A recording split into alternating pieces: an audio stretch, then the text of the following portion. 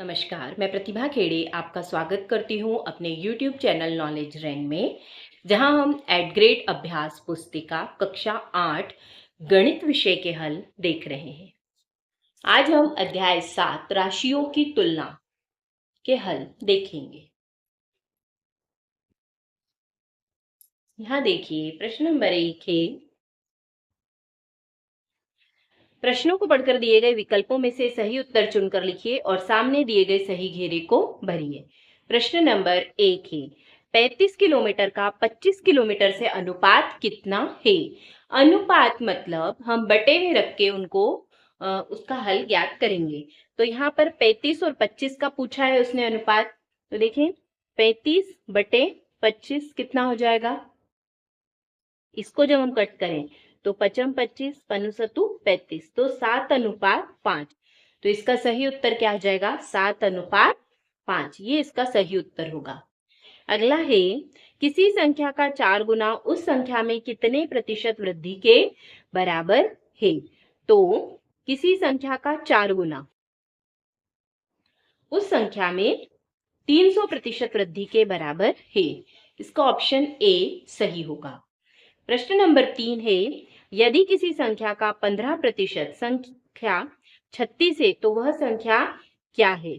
तो यहाँ पर हम मान सकते हैं कि वो संख्या x है।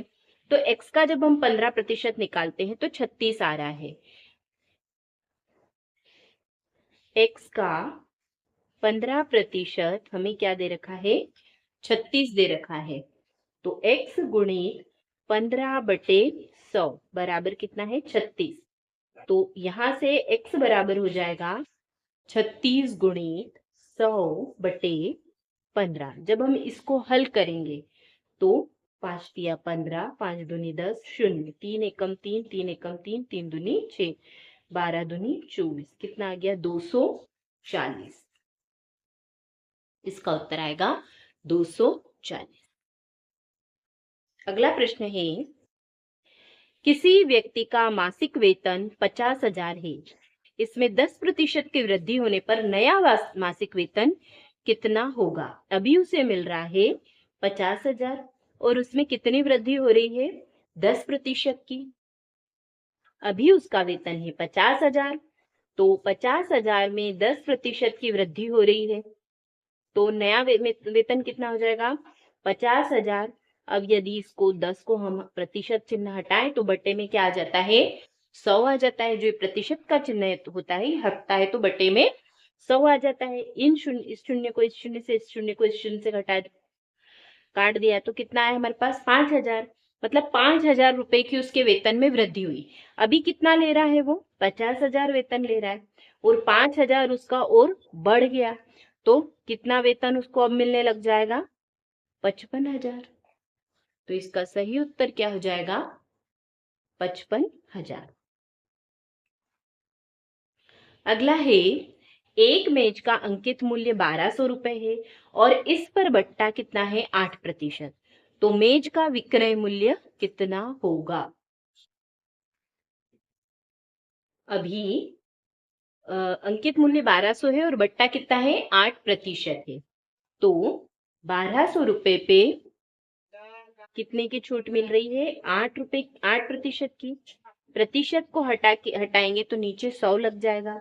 अब इसको हम हल करें तो ये 2 शून्य से ये 2 शून्य कट जाएगी। 12 में 8 का गुणा करें तो 12 8 96 होता है। अब छूट मिली है हमको कितने की? 96 रुपए की। एक चीज थी जो 1200 रुपए की थी, उस पे 8% छूट दिए। बट्टा मतलब छूट होती है।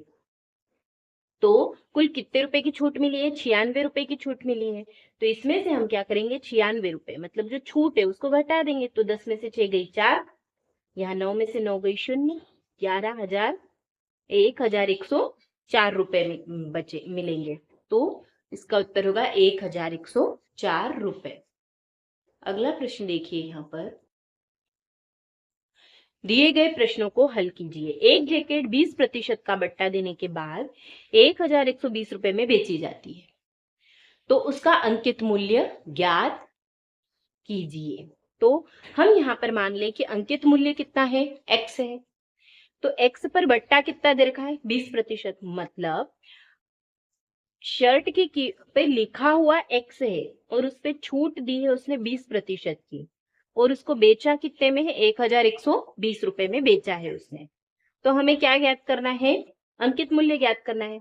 तो बट्टा, इसका सूत्र होता है बट्टा बराबर बट्टा प्रतिशत गुणित अंकित मूल्य बटे 100। तो हमें बट्टा का प्रतिशत दे रखा है, कितना दे रखा है, 20% गुणित x बटे 100। इसको जब हम हल करें तो हमें क्या मिल रहा है, x बटे 5। तो विक्रय मूल्य क्या होगा, x ऋण x बटे 5 बराबर 1120। ये दे रखा है हमें विक्रय मूल्य। जब इसको हम हल करेंगे, एक मिनट अलग से हल करते हैं। यहाँ ये सूत्र होता है बट्टा बराबर बट्टा प्रतिशत गुणित अंकित मूल्य। अब यहाँ हमें दे रखा है बट्टा प्रतिशत कितना दे रखा है प्रश्न में, 20%। अंकित मूल्य हमको निकालना है बटे 100। हमने इस अंकित मूल्य को क्या मान लिया है, x मान लिया है, और जो बट्टा है ये हमें नहीं मालूम है। तो 20%, 20%, 20 कर देंगे, इसको प्रतिशत है हटा देंगे। तो 20/100 को हम हल करें तो 2 एकम 2, 2 पंजे 10। यहाँ पे हमें मिल रहा है x बटे 5। ये क्या हो गया, इसका बट्टा हो गया, ठीक है। और अंकित मूल्य कितना माना है हमने, x माना है। x क्या है, अंकित मूल्य है। तो विक्रय मूल्य का सूत्र क्या होता है, विक्रय मूल्य बराबर होता है अंकित मूल्य। अंकित मूल्य में से हम क्या घटा दें, बट्टा घटा दें। तो क्या आ जाएगा, विक्रय मूल्य, अंकित मूल्य मतलब जो कीमत उस पे लिखी हुई है उसमें से हम छूट को घटा दें तो बेचने की कीमत हमको मिल जाएगी। तो अंकित मूल्य कितना है हमारे पास, x माना है, बट्टा हमने निकाला कितना आ गया, x बटे 5, और विक्रय मूल्य उसने 1120 हमें ये दे रखा है प्रश्न में। तो इसको जब हम हल करेंगे तो कितना आ जाएगा, 5x ऋण x बराबर 1120। तो 5 में से 1 गई, 4x बटे 5 बराबर 1120। तो x बराबर आ जाएगा 1120 गुणित 5 बटे 4। 4 एकम 4, 4 दूनी 8, कितना बचेगा, 3, 4 8 32, 0। जब हम इसका गुणा करेंगे तो हमें यहाँ पर आ जाएगा 1400 रुपए। ये क्या मिल गया, x मतलब अंकित मूल्य की कीमत हमें मिल गई। यहाँ पर जगह की कमी थी, इसलिए इसे यहाँ पर थोड़ा सा शॉर्ट में करना पड़ा। पूरा हम हल नहीं कर पाए क्योंकि यहाँ पर जगह कम है। अगला प्रश्न देखिए, प्रश्न नंबर 7। यदि रोहन के पास अपने धन का 50% खर्च करने के बाद 800 रुपए बचे तो ज्ञात कीजिए उसके पास शुरू में कितना धन था। तो ये प्रश्न भी पिछले ही प्रश्न जैसा है। खर्च के बाद शेष धन दिया हुआ है हमें 800 रुपए। तो माना कि शुरू में कितना धन था, x धन था। तो x का 50% कितना हो जाएगा, 800। x ऋण x का 50% 800। इसको जब हमने हल किया तो हमें कितना मिल गया, 1600 रुपए। तो रोहन के पास कुल धन कितना है, 1600 रुपए। यहां हमने माना कि शुरू में रोहन के पास कितना धन था,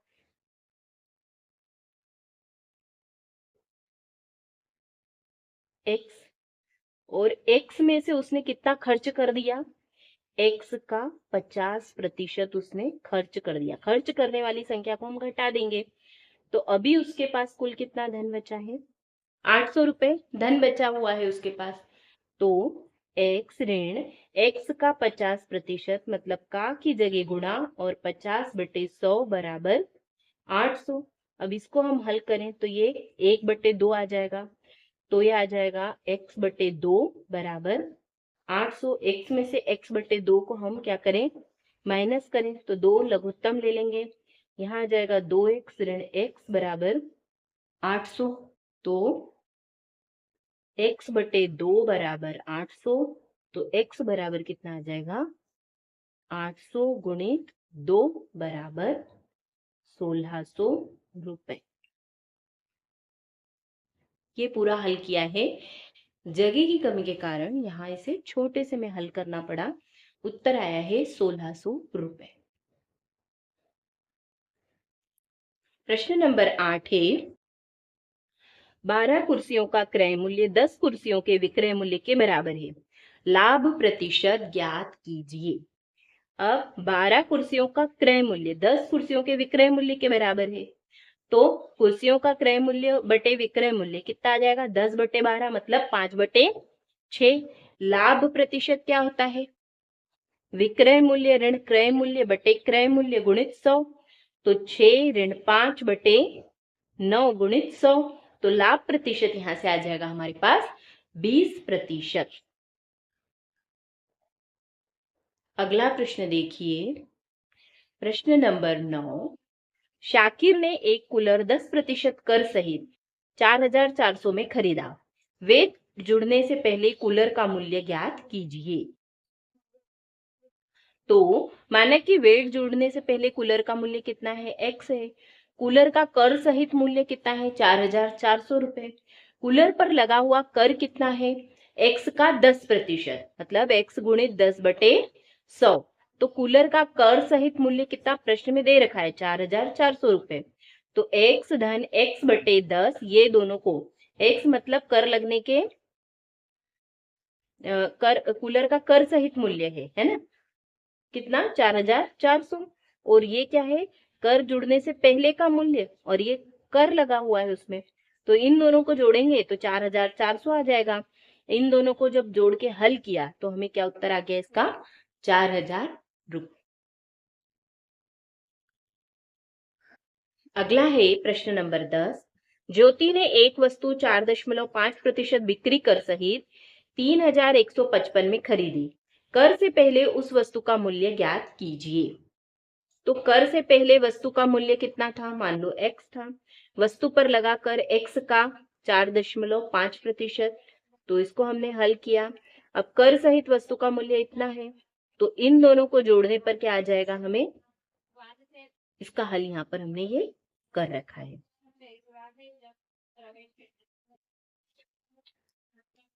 यहाँ देखिए, ज्योति ने एक वस्तु 4.5% बिक्री कर सहित इतने रुपए में खरीदी है ना? तो कर लगने से पहले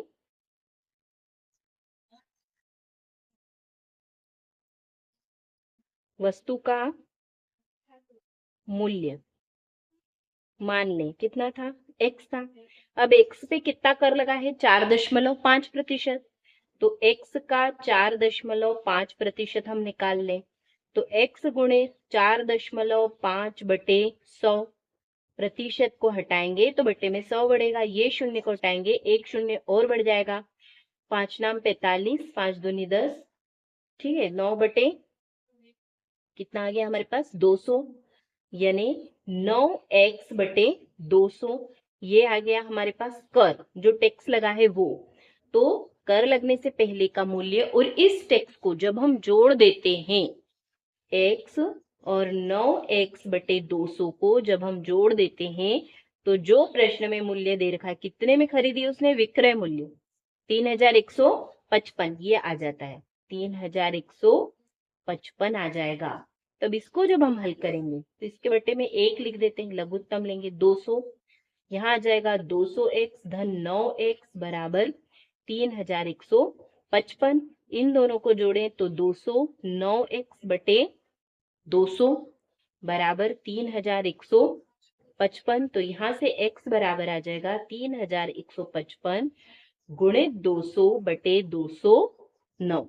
अब इसको जब हम हल करेंगे, गुणा भाग करके काटेंगे, तब हमें मिलेगा x बराबर 3,019.2 रुपए। इस तरह से इन प्रश्नों का हल होगा। यहाँ जगह कम है, इसलिए थोड़ा व्यवस्थित देखने में दिक्कत आ रही है। अगला है प्रश्न नंबर 11। 10,000 का 2 वर्ष के लिए 5% वार्षिक दर से चक्रवृद्धि ब्याज ज्ञात कीजिए यदि ब्याज वार्षिक संयोजित होता है। और यहाँ हमें क्या निकालना है? इसका चक्रवृद्धि ब्याज निकालना है। तो हमें यहाँ पर ये जो 1,000 रुपए है, ये मूलधन है। मूलधन को P से दर्शाते हैं, 10,000, माफ कीजिएगा 10,000। समय 2 वर्ष लिखा है, इसको n से दर्शाते हैं, तो ये हमें n दे रखा है।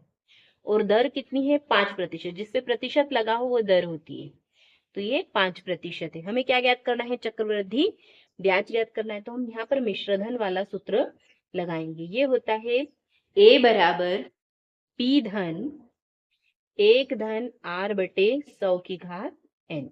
ये मिश्रधन का सूत्र है। तो अब यहाँ मान रख देंगे सूत्र में, तो ये आ जाएगा 10,000।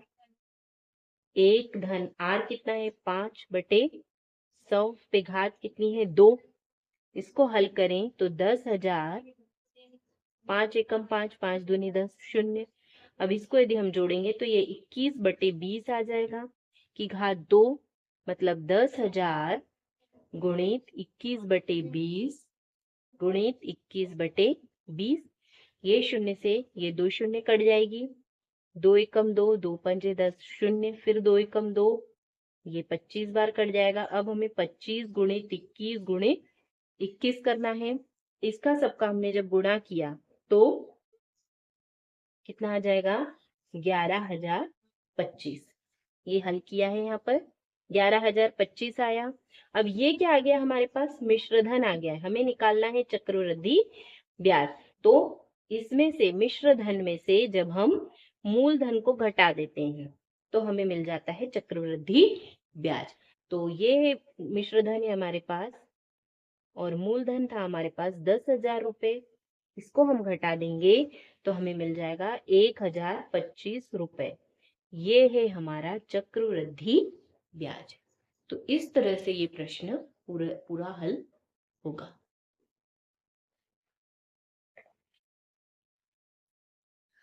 यहाँ इसे कर रखा है, थोड़ा सा शॉर्ट में करा हुआ है। अगला है प्रश्न नंबर 12। 45,000 पर 12% वार्षिक की दर से 5 वर्ष के चक्रवृद्धि ब्याज और साधारण ब्याज का अंतर ज्ञात कीजिए। अब यहाँ पर चक्रवृद्धि ब्याज भी निकालना है और साधारण ब्याज भी निकालना है। तो प्रश्न में देखिए, हमें P बराबर मतलब मूलधन दिया है 45,000 रुपए, दर मतलब R बराबर दी है 12%, समय मतलब N बराबर दिया है 5 वर्ष। ये दिया हुआ है हमें प्रश्न में। तो साधारण ब्याज का सूत्र तो हमको पता है। साधारण ब्याज कैसे निकालते हैं? मूलधन गुणित दर गुणित समय बटे 100।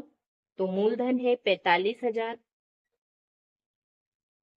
और दर है 12, समय 5 बटे में 100 कर देंगे। ये शून्य से ये शून्य कट गई। इन सबका गुणा करके जब हम ब्याज निकालेंगे तो ये आ जाएगा हमारे पास 27,000 रुपए। ये आ गया साधारण ब्याज। अब वो बोल रहा है इसका चक्रवृद्धि ब्याज भी निकालो, तो हमें वही मिश्रधन वाला सूत्र लगाना पड़ेगा। 1 धन r बटे 100 की घात n। तो यहाँ पर p बराबर कितना है हमारे पास? ये देखिए 45,000। 1 धन r बराबर 12 बटे 100 की घात 5। जब इसको हम हल करेंगे तो 45,000, इनको हल करें तो यहाँ आ जाएगा 112 बटे 100 की घात 5। इसको काट दें तो 2 पंजे 10, 2 छः 12, 2 पंजे 10, शून्य। फिर से 2 से कटेगा, 2 दूनी 4, 2 अट्ठी 16, 2 दूनी 4, 2 पंजे 10। तो यह आ जाएगा 45,000 गुणे 28 बटे 25। इसका 5 बार गुणा होगा। ये 5 बार गुणा में है। और जब इसको हम हल करेंगे पूरे को तो हमें क्या मिल जाएगा? जो इसका मिश्रधन है वो आ जाएगा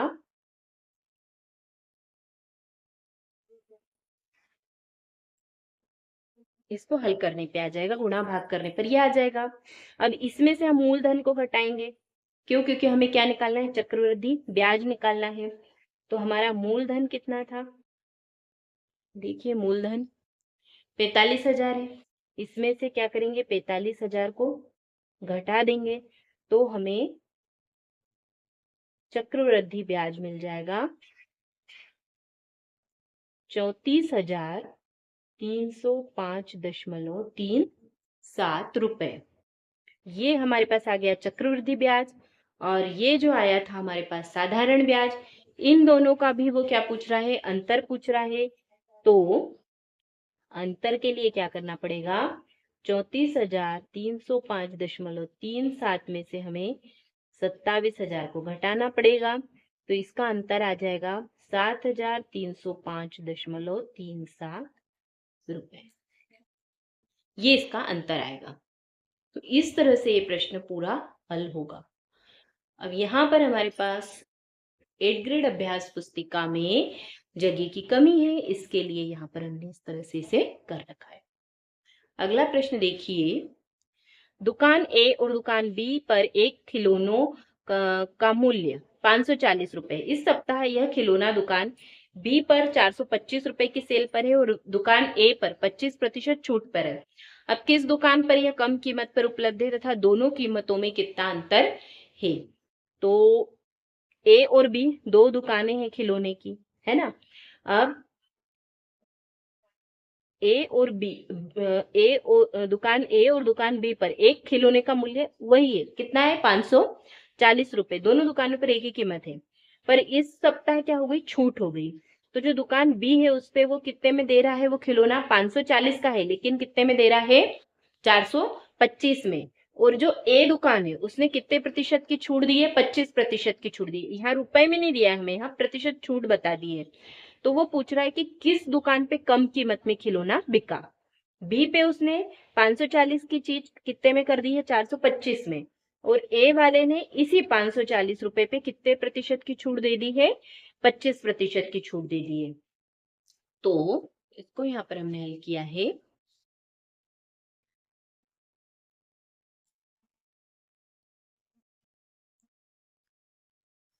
खिलौने का अंकित मूल्य 540 है, 540 रुपए है। तो स्टोर बी पर विक्रय मूल्य 425 है, छूट देते हुए कितने का कर दिया उसने, 425 का। और ए पे विक्रय मूल्य निकाले, तो ए पर जब हम विक्रय मूल्य निकालेंगे तो कितना आ रहा है उसका, 405 रुपए। छूट को घटाते हुए कितने रुपए आ रहा है, 405। तो बी वाला 425 में बेच रहा है और ए वाला 405 में बेच रहा है। तो स्टोर पर ए के खिलौने पर की कीमत क्या है, कम है। स्टोर ए पे खिलौने की कीमत कम है बी के बजाय। देखिए यहाँ 425 है, यहाँ 405 है, और दोनों का अंतर भी पूछ रहा है। तो 425 में से 450 को 5 को घटाएंगे तो कितना रुपए, 20 रुपए और कम पे वो बेच रहा है। अगला प्रश्न है प्रश्न नंबर 14। 2% वार्षिक की दर से बढ़ते हुए 2023 के अंत में एक गांव की जनसंख्या 37,500 हो गई। वर्ष 2025 के अंत में जनसंख्या कितनी होगी। तो यहाँ पर ये समझ लीजिए कि मूलधन है, धन से नहीं है संबंधित, जनसंख्या है। तो पहले जनसंख्या कितनी है, 27,500।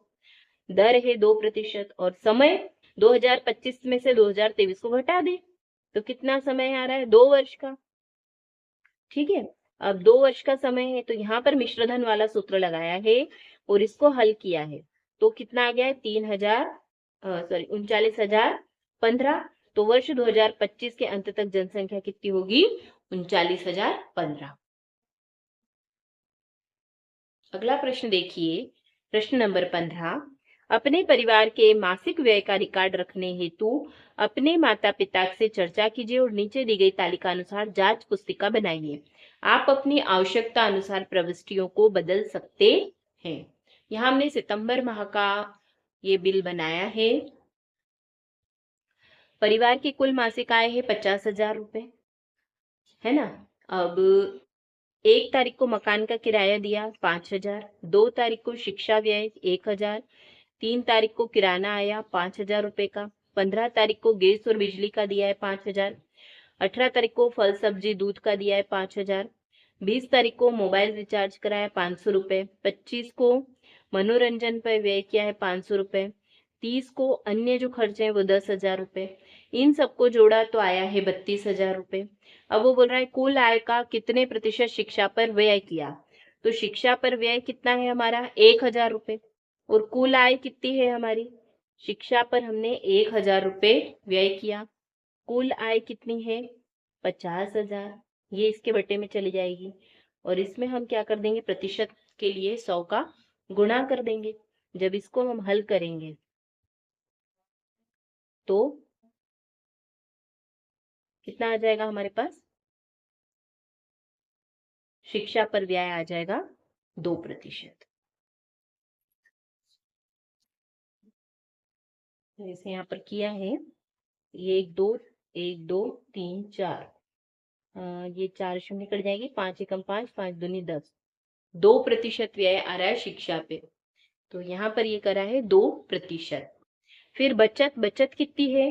50,000 रुपये तनख्वाह है, उसमें से 32,000 रुपये का खर्च हो गया है, तो बचत कितनी हुई? 18,000 रुपये की बचत हुई है। अब इसको भी प्रतिशत में निकालना है, तो 18,000 में 100 का गुणा करके 50,000 का भाग देंगे, तो ये आ जाएगा हमारे पास 36%। अब वो पूछ रहा है कि आप अपने परिवार की बचत कैसे बढ़ा सकते हैं, तो बचत राशि को बैंक में जमा करके अपनी बचत राशि, धनराशि को बढ़ा सकते हैं। धन्यवाद। आज के लिए इतना ही। अगले वीडियो में हम अध्याय 8 बीजीय व्यंजक एवं सर्वसमीकाएं के हल देखेंगे। अगर आपको मेरे वीडियोस पसंद आ रहे हैं तो कृपया इन्हें लाइक करिए, शेयर करिए और चैनल को सब्सक्राइब करिए।